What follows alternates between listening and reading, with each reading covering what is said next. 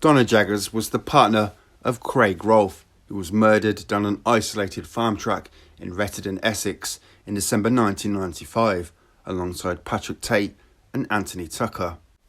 Donna Jaggers gave the police 4 detailed statements, but the first of these wasn't made until the February of 1996, which is 3 months after the murders of her partner Craig Rolfe. Within these statements, Donna Jaggers mentions how the machine gun was obtained from Mad Mickey Bowman, and also the apparent plan to meet Mickey the pilot that evening.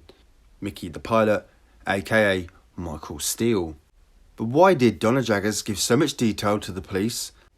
And also, why did it take so long for Donna Jaggers to make her statements? Many believe that Michael Steele and Jack Worms were convicted just on the word of Darren Nichols. But it was also due to the statements made by Donna Jaggers, who later handed in the machine gun obtained by Mad Mickey Bowman to DI George Florence, who later on she ended up married to. The following statement is from Donna Jaggers from the 8th of the 2nd, 96.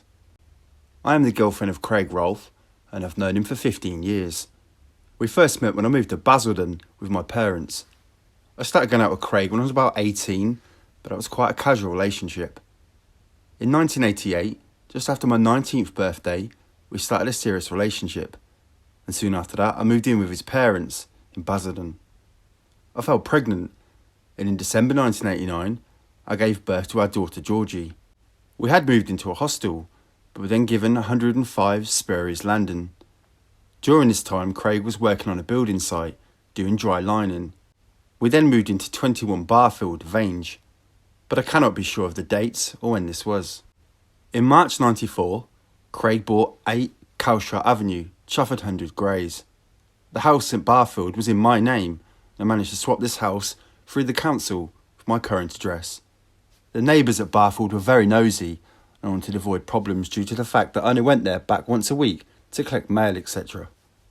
I took my current address with a view to buying it, then renting it out. My relationship with Craig was strong. He trusted me and told me most things that he was up to. In May 95, I'd had enough of the drugs. He was using them himself and involved with them and dealing. I moved out of the Calshot's address and went to my current address. After about 3 weeks, Craig came back and told me he was going to make an effort to kick his drug habit. I knew instinctively that he meant this.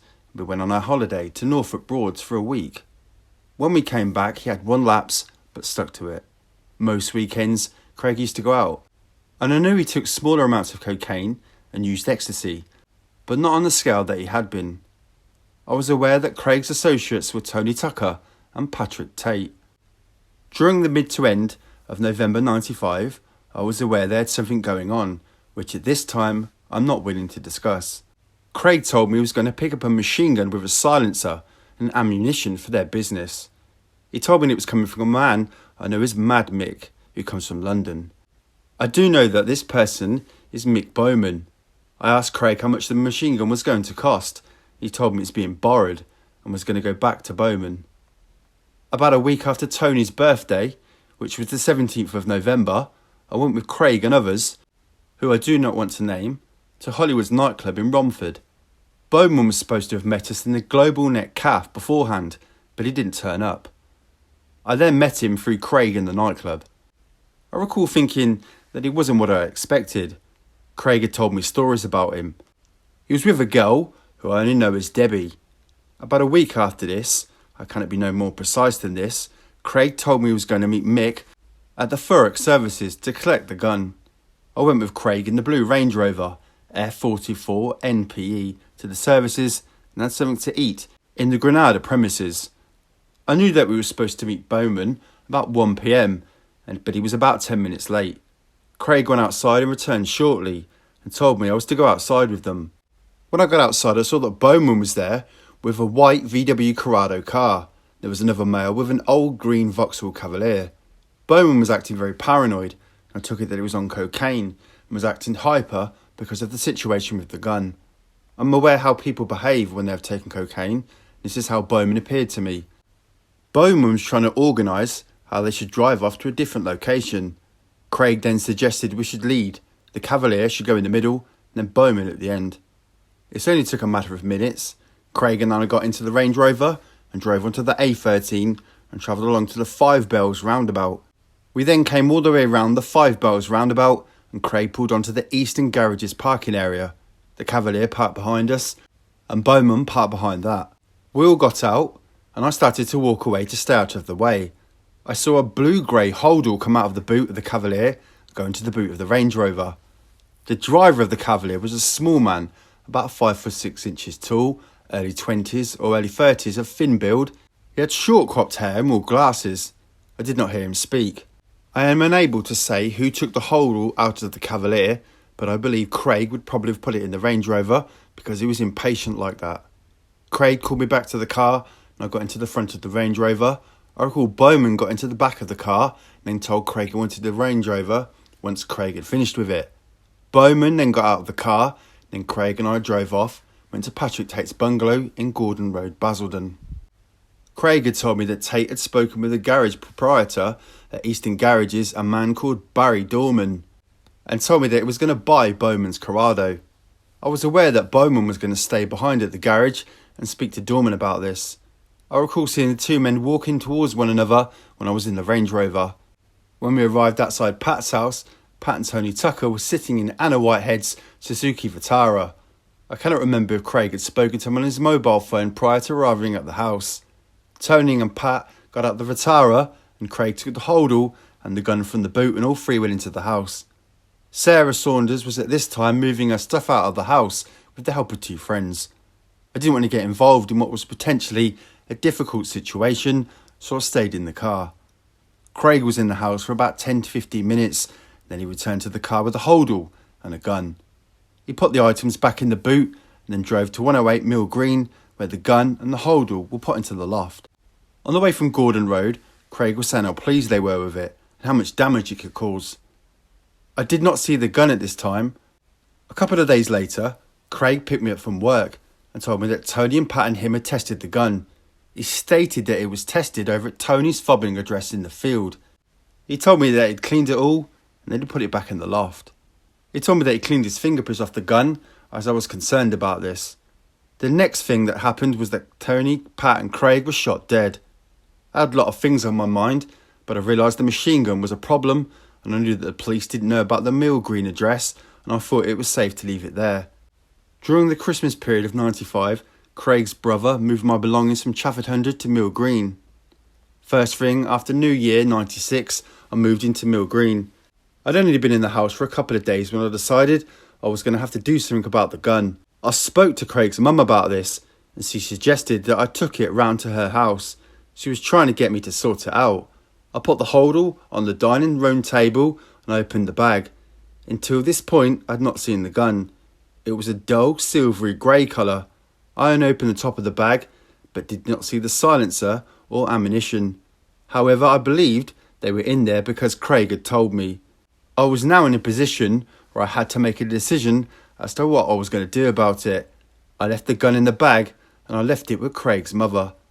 A couple of days later, I contacted D.I. Florence, who came round to see me the next day. I only told him that I wanted to see him, but didn't tell him what it was about. About 11:45 on Thursday, the 11th of the 1st, 96, D.I. Florence came to see me at Mill Green, and I told him about the gun at Craig's mother's house. I then took Mr. Florence to 158 Beambridge, Basildon, where I saw Craig's mother. I asked her where she'd put the holdall. I then went into the shower room, which was on the ground floor, put the holdall on the dining table for Mr. Florence to see. He asked if any of us had touched it, and he took it into his possession. At this time, this is all I can say about the gun. Referring back to the VW Corrado, I'm aware that from talking to Craig that the vehicle was purchased by Eastern Garages, and I believe that Bowman was given about £7,000. Craig told me that Bowman had paid about £10,000 for it. The following statement is from the 14th of the 3rd, 96. I am the common law wife of Craig Rolfe, whom I've been the partner for 7 years. I have been asked about Craig's association with Tony Tucker and Patrick Tate and their involvement with drug dealing and the circumstances surrounding their deaths. Craig has been involved with Tucker for approximately 3 to 4 years, and was registered as a director of Tucker's security company, running nightclub doors. This was in name only, and I knew Craig never had any involvement in running the business. His association started as a result of Tucker buying drugs from Craig. Then they became more involved as time went on, and they started doing drug deals together. In early '95, Craig was not being very active and was not completing many deals, therefore he did not have much money. He was being promised that a large deal was due, which would provide him with plenty of money. In the meantime, we were scraping to get by. I later learned from Craig that a person called Mickey the pilot, who I know to be called Mickey Steele, who was a friend of Pat Tate's, who in turn was a friend of Tony Tucker. Steele, I understood to be a pilot who brought drugs into the country, and I understood that he'd been in prison for it. Craig told me that Steele was a ruthless person who really didn't think very much of other people. In early '95, I was aware that Tate was in prison, and I recalled that Tucker and one other person, whose details I do not know, running around getting Tate's money together for him to finance the deal. I am fairly sure that John McCarthy had some of Tate's money. Craig told me that this was happening and stated that Steele was happy to continue bringing it in until they were all millionaires. I cannot say when this deal took place, but I can say at this time I witnessed the changeover of the drugs. Mickey Steele drove to Longwood Stables in Dry Street, Basildon, Essex, where Tucker had 2 horses. I arrived there with Craig and met Tony, who was with his horses. We waited for Mick to arrive, which he did in a blue Toyota RAV4. Although I had remained in our car, I had my back to where Mickey still had parked. I was able to look over my left shoulder towards the rear of the car. I saw Steele take a large, dark coloured kit bag measuring approximately 3 feet in length by about 12 to 15 inches in diameter from the boot of his car. By the way he was holding the bag, it appeared to be very heavy. He handed it to Tucker, who put it into the boot of our car, which was a Vauxhall Senator. Craig then got back into our car and we drove to another location. Craig took the holder out of the boot and took it to our safe house, where all the drugs were stored. I went into the house with Craig and then placed the bag onto the table. He opened the bag and I saw that it contained bars of brown cannabis resin, which were all individually wrapped in a clear film.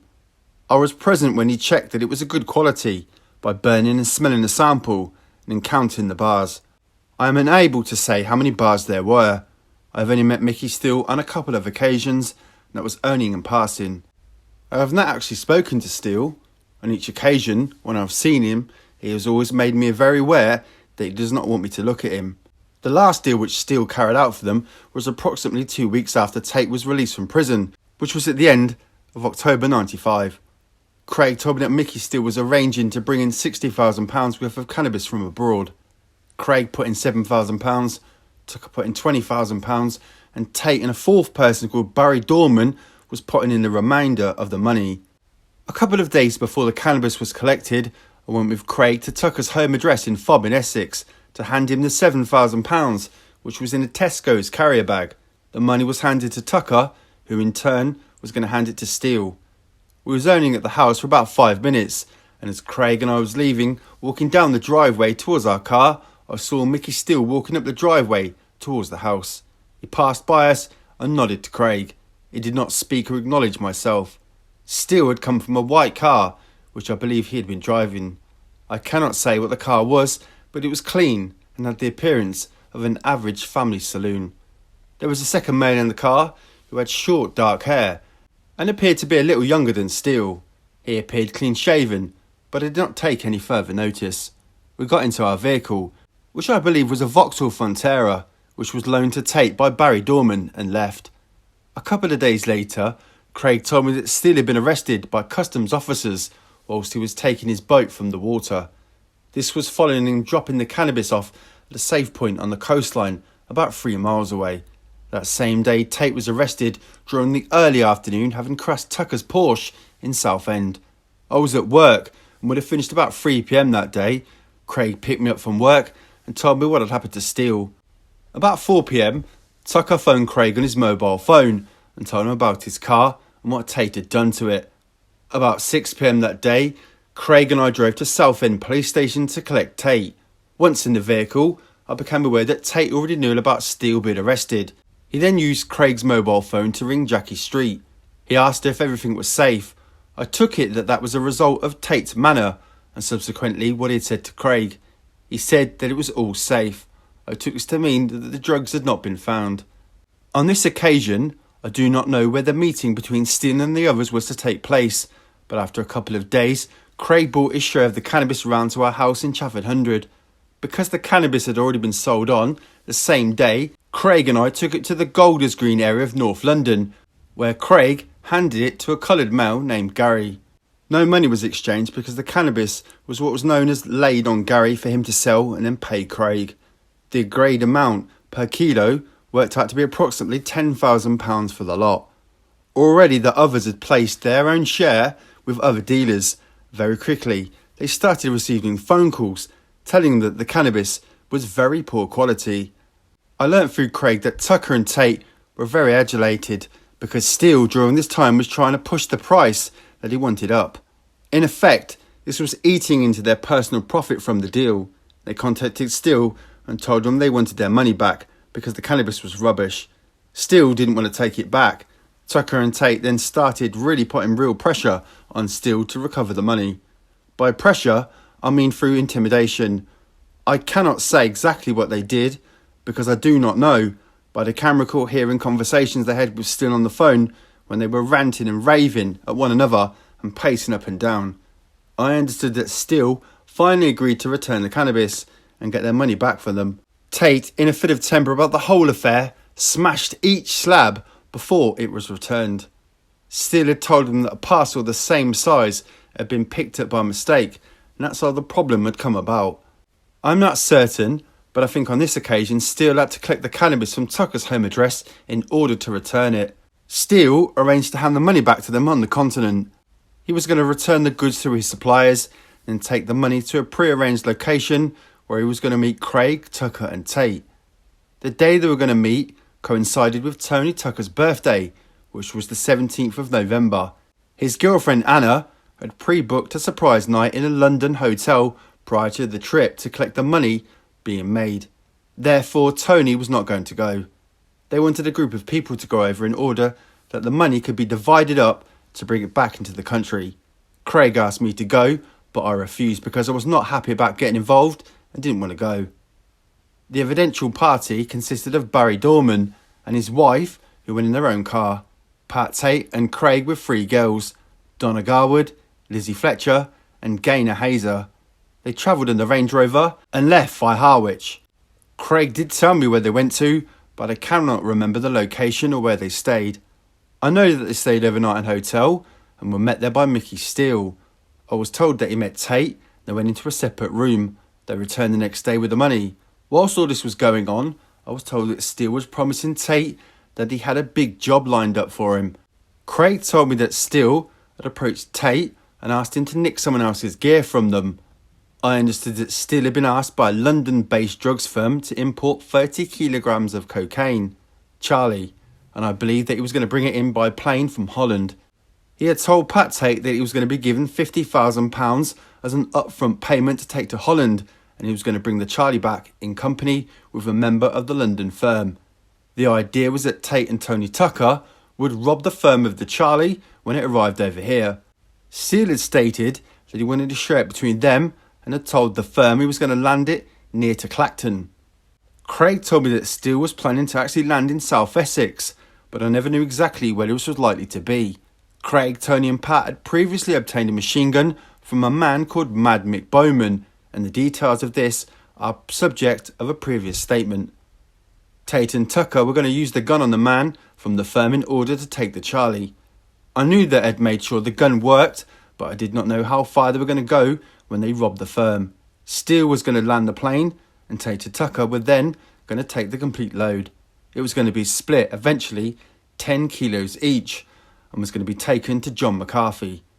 Craig told me that McCarthy was going to pay them nearly £1 million for the load, which was for Tate and Tucker to divide.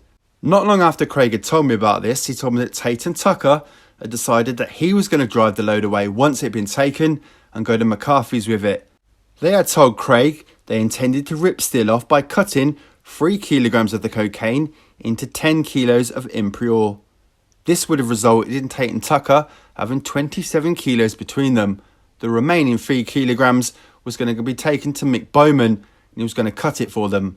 I do not know what the arrangements were to get the 3 kilograms to Bowman or to get the 10 kilograms of impure back to Steele. By this time, I was getting very worried by Craig's involvement and told him that I didn't want him to be any part of it. He told me that Steele didn't know he was going to be driving, and he convinced me that he really wasn't as heavily involved as the other two in what was going to happen. He also talked about the money which was likely to be coming their way and how that would enable us to go ahead with whatever plans we wanted. I realised that I wasn't going to be able to talk him out of it, and albeit I really didn't want him to go through with it, I gave up in the end. I believed that by this he was in too deep. Craig told me that the money had been paid to Mickey Steele, who had taken it to Holland. The weather had changed and that there was snow on the ground. Craig told me that this was causing them delay and they were waiting for it to clear. On the day of the murder, I was working as normal and was due to finish about 3 p.m. That evening, Tony Tucker and his girlfriend Anna, Craig and I, and Pat Tate and a girlfriend named Claire were all going to the Global Net Cafe restaurant in Romford. We were going out because they believed they were coming into money and they were going to have a pre-celebration. Craig phoned me at work in the afternoon and told me that Mickey Steele had contacted Pat Tate and said that he wanted to meet with Tate and Tucker to go and look at somewhere they could land a light aircraft. Craig mentioned to me that they had been to, or were going to, I can't remember which, to TGI Fridays restaurant at Lakeside. I later found out that there had been Tate, Tucker and Craig and a person named Peter Cuthbert. I do not know why they met or what was discussed. I left work at 3 p.m. that day and went home.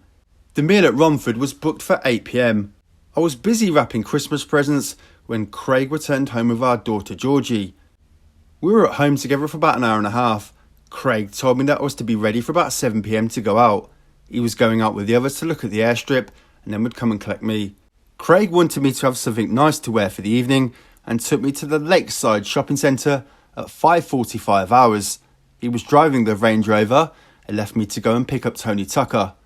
Craig told me that he was going because he didn't want Tony to be in a position to say he hadn't been any part in the arranging. I also understood that Craig was going to collect Tony Tucker from his home and they were going to go meet Tate and Steele later. I did not have contact from Craig, Tate or Tucker after this point. The following statement is from the 19th of the 3rd, 96.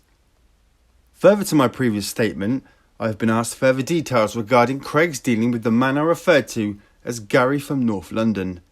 Craig met Gary in the Astoria nightclub in London's West End. Craig started off by buying ecstasy from Gary for the friends he took to the club. This was approximately 5 years ago. Theirs was really a business relationship, but if Gary was in the club when we went, Craig would spend some time with Gary. I've been introduced to Gary, but only as an acquaintance or associate of Craig's. I became aware that Gary was quite a clever person and was attending college. Craig enjoyed his company and they would talk for hours. After a while, the situation turned round and it ended up with Craig selling cannabis to Gary. This was Gary's most frequent purchase, although we would buy whatever he required from Craig.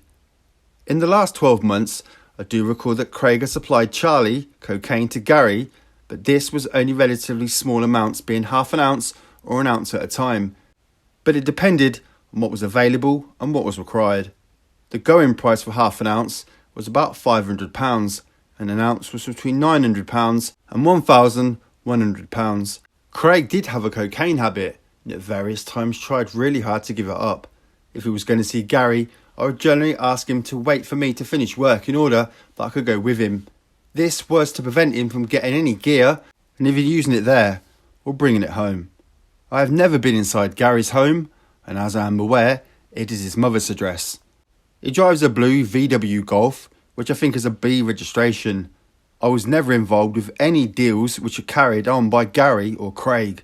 On average, I would say that Craig visited Gary up to 3 times a week on most weeks when they were dealing. It started off with Gary meeting Craig at a roundabout off the North Circular Road. There was a small greengrocer's shop near the roundabout, and the meeting place took place in the car park. After a few meetings, Gary told us to follow him from the shop, and then discovered that he had taken us to his home address. I recall the name of the road being Fairview Road, but I'm not sure which part of North London this is. With regard to the last deal Craig and Gary did, went to Gary's home address as I'd previously stated. I saw Craig walk to the front door with the holdall. Gary answered the door, acknowledged me in the car, and then both he and Craig went inside. I didn't see anyone else at the address. I remained in the car, and about 5 minutes later, Craig came out. He left the holdall there, and really didn't say anything about what had happened. The day after we'd been to Gary's, I became aware that there'd started to be a lot of phone calls regarding the cannabis being of poor quality. I cannot state how many calls were made, but they were numerous. I can tell you that they were annoyed, and I can tell you that Craig was very agitated. He told me that it was all coming back and that it was all rubbish. I do not know how the cannabis was returned to Craig. I have never spoken to Gary about drug deals. The only times I've spoken to him was on the phone is when he's asked me to get Craig to phone him back either at home or on his mobile. He never gave me his phone numbers, and I always understood that Craig had them. On the rare occasions when Gary did talk about the cannabis on the phone, it would be coded by calling the slabs tyres or washabees. Craig told me that Gary didn't think I knew what he was talking about if he referred to things in code, and that's why he did it. The following statement is from the 1st of the 4th, 96. Further to my previous statements made to the police, I've been asked to provide descriptions of the people I've referred to. With reference to Michael Steele, I would describe him as a white male, about 50 years of age, approximately 5'9" to 6 foot, in height, stocky build, short dark hair which is greying. Generally, I recall him being clean shaven, but as I have previously said, I never paid much attention to his features, but because I always formed the opinion that he didn't want me to look at him. I can say that he was a casual dresser, and on the last occasion I saw him, which was at Tony Tucker's house, he was wearing jeans and a bomber jacket. I cannot describe him any further. I feel that I would recognise him again. On the occasions I have seen Steele, it has always been in the daylight, but only once have I seen him, which I haven't been in the car. On that occasion, I passed within a few feet of him. With reference to Michael Bowman, I would describe him as a white male, about 6 foot tall, of slim to medium build, approximately 13 stone in weight, black hair which is short at the sides, but longer on top. The last time I saw him, he was unshaven, but I have not known him to have a beard or moustache. His face had a squared chin, and he had drawn-in cheekbones. He had brown eyes, and has a London accent. I would definitely recognise Bowman if I saw him again. This is mainly because he is more within my age group, and I would estimate is about 30 years old. With reference to the male I saw in the white saloon car outside Tucker's home address, I've been asked at some length by the police to describe this man and the car more fully. I am unable to provide any further details. I don't know who the person is, and I would be unable to recognise him again. I do not know what sort of vehicle he was in, and cannot add any further description. I've been asked about the holdalls used to transport the drugs. So many holdalls were passed on between Craig and the different people he was dealing with that I never actually took much notice. The only bag I do recall being used was a Donna holdall, which I previously used for holidays. This was given to someone and never given back. I do not know where this bag went to. To the best of my knowledge, Craig never had a plastic covered head bag. I cannot say that the bag he used to take the cannabis to Black Gary in was the same one he was delivered it by Steele. This was because I did not see the bag which the drugs originally arrived in. I would have anticipated that Craig would have used another bag, which he had at his disposal, but I can't specify which one this is or describe it further. The following statement from the 18th of the 7th, 96 is from Donna Jaggers.